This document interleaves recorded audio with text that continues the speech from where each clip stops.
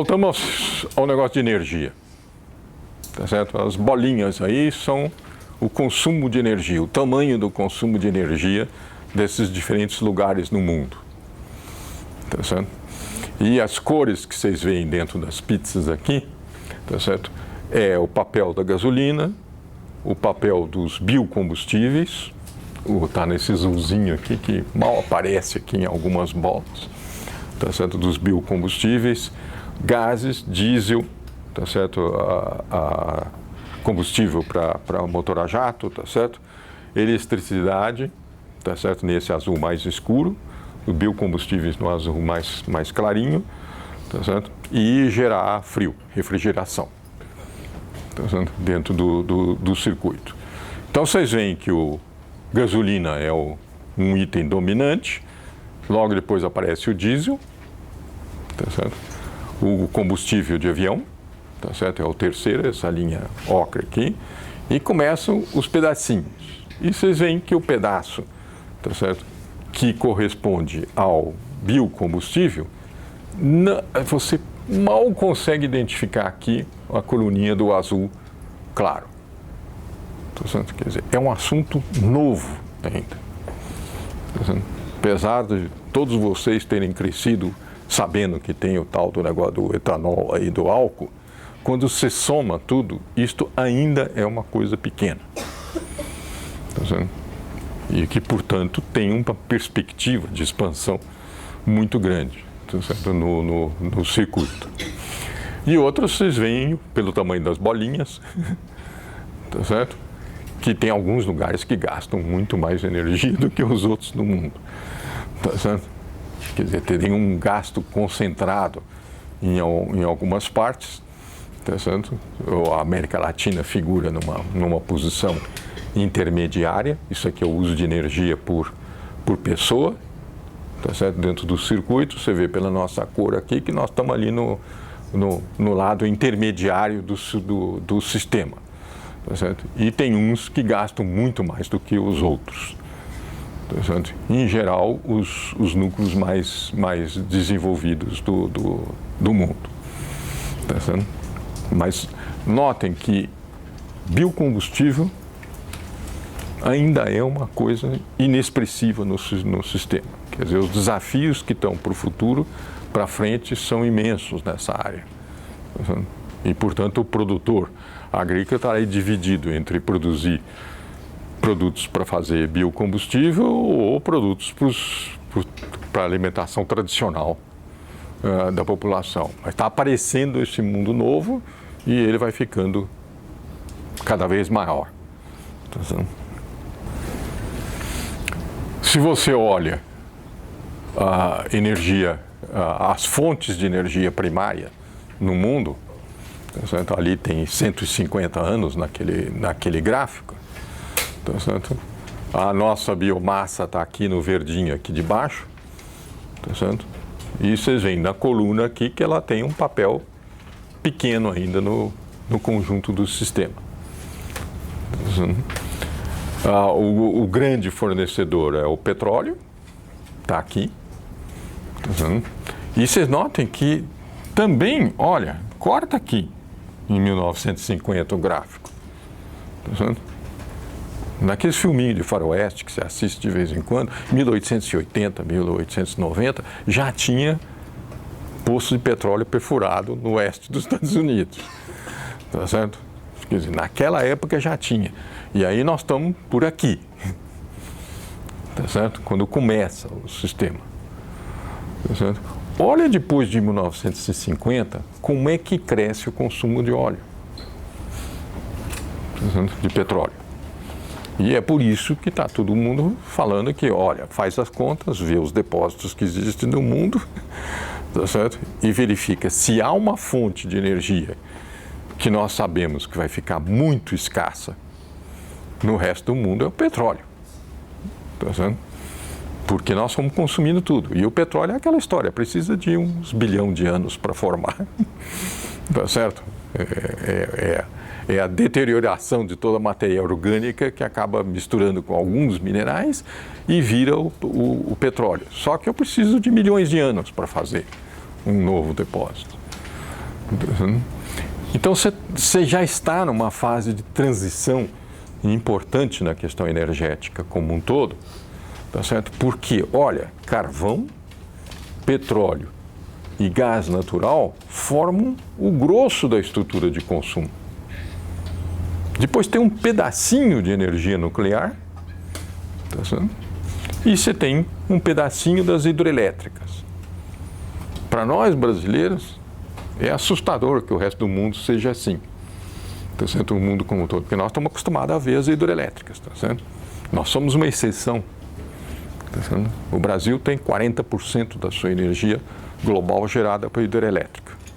A Noruega tem um número parecido com esse e não tem mais ninguém, tá certo? No mundo que tem essa proporção de fonte de hidrelétrica. Mas olha o conjunto. Se o conjunto do consumo é isso de fontes primárias de energia, tudo que a gente chama de produção poluidora, energia suja, está nesta aqui e nesta aqui. Tá certo? A hidrelétrica é meio perigoso, porque de vez em quando faz bum, tá certo? Dá um desastre danado, onde acontecem esses acidentes nucleares importantes. O último foi aquele do Japão, como é que chama, da onda grandona lá que atingiu uma central nuclear no litoral, tá certo? Tem um acidente famoso nos Estados Unidos, tá certo? Um quase acidente fantástico de tamanho na Rússia, em Chernobyl, tá certo? Então você tem algumas restrições à questão de segurança da energia nuclear. Tá certo? Então não há dúvida que numa projeção de médio e longo prazo, nós vamos enfrentar um grande problema, tá certo? Que é trocar essa matriz de geração de energia. E há uma imensa expectativa de que o papel das biomassas começa a crescer, continua crescendo, tá certo? E agora todo mundo fica olhando as limpas, que a gente chama de energia límpida, a fotovoltaica, tá certo? E eólica, tá certo? Se aproveitar tudo quanto é vento aí para ficar gerando aqueles geradores e produzir energia elétrica, tá certo? E a fotovoltaica, que é direto do sol, tá certo? Só que de noite ela não gosta de gerar energia, tá certo? As células param de gerar energia, então você tem um problema de ciclo de dia complicado de gerar grandes parques de fornecimento de energia com essa característica, tá certo? Nós estamos começando a expandir a eólica, de tamanho mais ou menos já respeitável aqui no Brasil. Litoral é um lugar natural de você ter ventos constantes, tá certo? Ou numa direção ou na outra, e funciona do mesmo jeito. A eólica, tá certo? Ela vai rodar do mesmo jeito. Tá certo? Estamos começando a ter experiência com isso, isso deve ampliar. A fotovoltaica também, e a redução do custo daquelas plaquinhas que ficam recebendo o sol e que soltam energia, tá certo? Daquelas placas, reduziu de custo fantasticamente só agora. Nos últimos 3, 4 anos é que houve uma forte redução, tá certo? Aumento de escalas e de novos métodos de produção daquelas placas que baratearam o sistema. Então isso está entrando como fonte nova que deve crescer bastante no circuito. Mas sobra um papel fundamental para a biomassa. Olha o tamanho dessa coluna aqui e olha o tamanho das outras. Quer dizer, qualquer coisa que diminua a geração por carvão, por petróleo ou por gás natural, tá certo? Provoca um bruto aumento de demanda em cima do setor agrícola para gerar biocombustíveis, tá certo? Dado o fato de que isso aqui é muito maior ainda do que esta fonte de energia, tá certo? Então, você olha os desafios para o setor agrícola em termos de ele tem o que crescer, tem e tem muito, tá certo? E é uma renovação completa na lógica. Uma coisa é gerar alimentos, distribuição de alimentos, alimentos perecíveis, alimentos não perecíveis, o que você consegue estocar, o que você não consegue. Isso é um desafio mais ou menos conhecido. Agora, se gerar uma quantidade imensa de florestas para gerar termoelétricas, quer dizer, para produzir eletricidade a partir de fogo, voltar a trabalhar com caldeiras, tá certo? Como se fazia antigamente, tá certo? Com vapor e tudo isso, é um desafio tremendo. Não vai ser pelo caminho antigo, vai ter que ser por um caminho novo.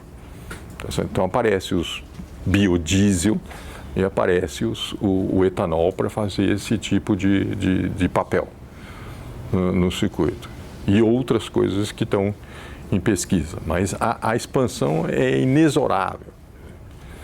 E o que se precisa de evitar numa hora dessas? Que de repente, porque sobe o preço do petróleo, sobe o preço de energia, tá certo? Das fontes tradicionais, haja uma expansão de demanda muito grande sobre os biocombustíveis, você começa a produzir biocombustível e esquece de produzir alimento. Tá certo? Aí, do ponto de vista social, é um desastre. Tá certo? Se você vai por essa direção. Tá certo? E nos anos 90 para começo dos 2000, deu um pouco de impressão de que a gente estava tendo esse tipo de desequilíbrio. Quando os petróleos andaram lá pelos $100 e tantos o barril, dava a impressão de que o mundo estava indo um pouco nessa direção. Aí, nos últimos 10 anos, equilibrou um pouco mais e, por essas ironias da história, tá certo? Quando você tem um mundo de guerra no Oriente Médio e eles são produtores de petróleo, cada um deles, no meio daqueles conflitos todos, quer vender o máximo de petróleo porque estão gastando um horror em guerras. E aí eles vendem petróleo mais barato, que é o que nós estamos vivendo agora. Quer dizer, não tem nada a comemorar, tá certo? Se não tivesse os conflitos armados no Oriente Médio, se não tivesse aquele mundo de gente morrendo no meio daqueles conflitos, tá certo? O preço do petróleo seria mais alto, porque eles estariam comercializando com a cabeça, com o horizonte, com estratégia. Quando entra numa situação de guerra, desaparece estratégia, cabeça e tudo. É um desespero. Tá certo? Você solta o petróleo a qualquer preço, tá certo? Dentro do circuito. Portanto, é uma questão transitória. Tá certo? Você volta a um cenário onde energia vai custar cada vez mais cara. Tá certo? E, portanto, a pressão sobre o setor agrícola é muito forte nesse sentido. Esta aqui é complicada de ver, é daquelas tabelas para você ficar olhando com calma e tudo, que é para você ver, tá certo, que tipo de combustível você consome em cada lugar do mundo. Tá certo? A estrutura de consumo. Não dá agora durante a aula, fica aí as tabelas, fica tudo, para depois você pode ficar olhando atrás e vendo qual é a diferença entre os padrões de consumo da América Latina, tá certo? E como é o consumo da China, tá certo? E você pode andar pela demanda e pela oferta e verificar quais são os desequilíbrios. Quer dizer, o importante dessa mensagem é assim, é complicado esse negócio. Tá vendo? É muito produto e muita diferença de tecnologia entre países. É aquela mesma observação que eu estava fazendo antes. Tá vendo? Nós somos praticamente um caso único que tem 40% da energia gerada por hidrelétrica. Só que o que aconteceu? Tenta fazer uma hidrelétrica a mais no Brasil. Tá certo? E dá aquela discussão em torno de Belo Monte. Tá certo? Porque as próximas hidrelétricas que nós vamos fazer, elas geram uma barragem desse tamanhinho, mas inundam uma área monstruosa. Tá certo? Porque não são mais as hidrelétricas eficientes. As eficientes nós já construímos. Tá certo? Então, se você quer construir mais hidrelétrica no Brasil, dá tudo confusão e briga. Porque vai aparecer uma barragemzinha aqui, e a água vai subir a 150 quilômetros da barragem. E o rio sobe e inunda uma área. E uma porção daquela população que vivia tradicionalmente na beira daquele rio fica pé da vida com a situação. Tá certo? Porque você está destruindo o uso da terra deles, o padrão de vida deles, a tradição deles, tudo aquilo vai tudo para baixo d'água. Tá certo? No processo.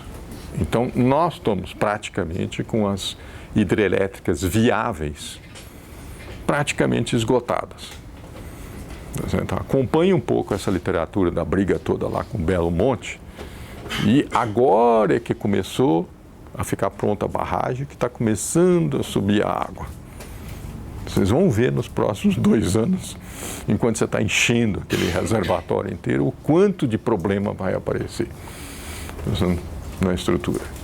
Então, batemos no limite praticamente das hidrelétricas, a não ser dessas pequenininhas que você começa a colocar naqueles lugares discretos e todos espalhados pelo setor. Mas aí elas são muito mais caras em relação ao que elas geram de energia por ano.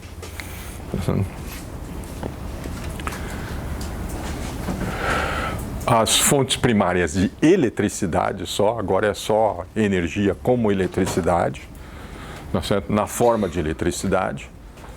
Tá certo? E aqui você está querendo avaliar mais ou menos aquelas que são menos poluidoras e aquelas que são mais poluidoras na geração de energia elétrica. Tá certo? Aqui, você quer dizer, com esse vermelho escuro, tá certo? Que você gera energia elétrica e mais de 75% da energia que você está gerando de eletricidade produz muito pouco gás de efeito estufa, que é a hidroelétrica. Tá certo? Esse é o papel da hidroelétrica. Tá certo? E aí você vai descendo aqui no quadro, tá certo? E você está trabalhando com as fontes primárias para gerar eletricidade, que são as piores do mundo. Tá certo? E aí aparece uma China aqui inteira, tá certo? Porque quase todas as termoelétricas deles são de carvão.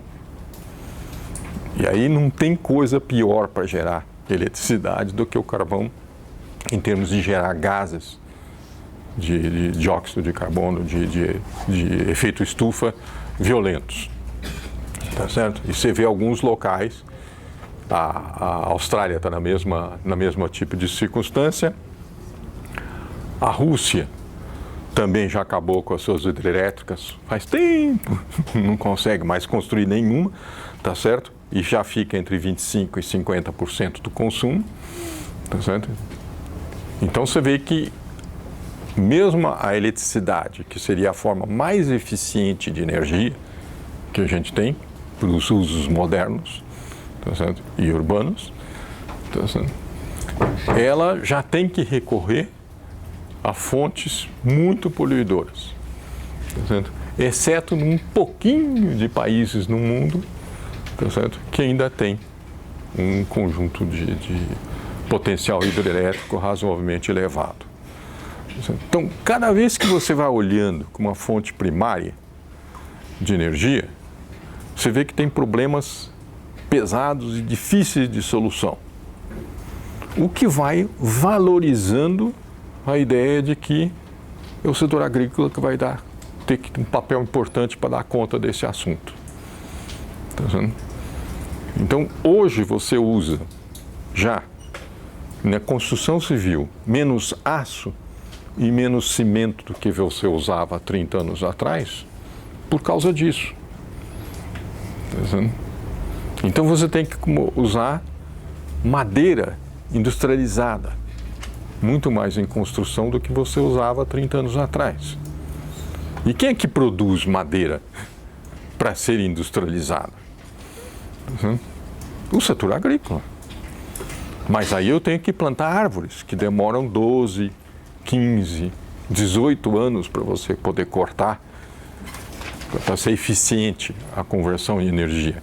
Então eu preciso dedicar uma área muito maior para fazer um estoque de árvores que estão entre novinhas e chegando na hora de ser cortadas.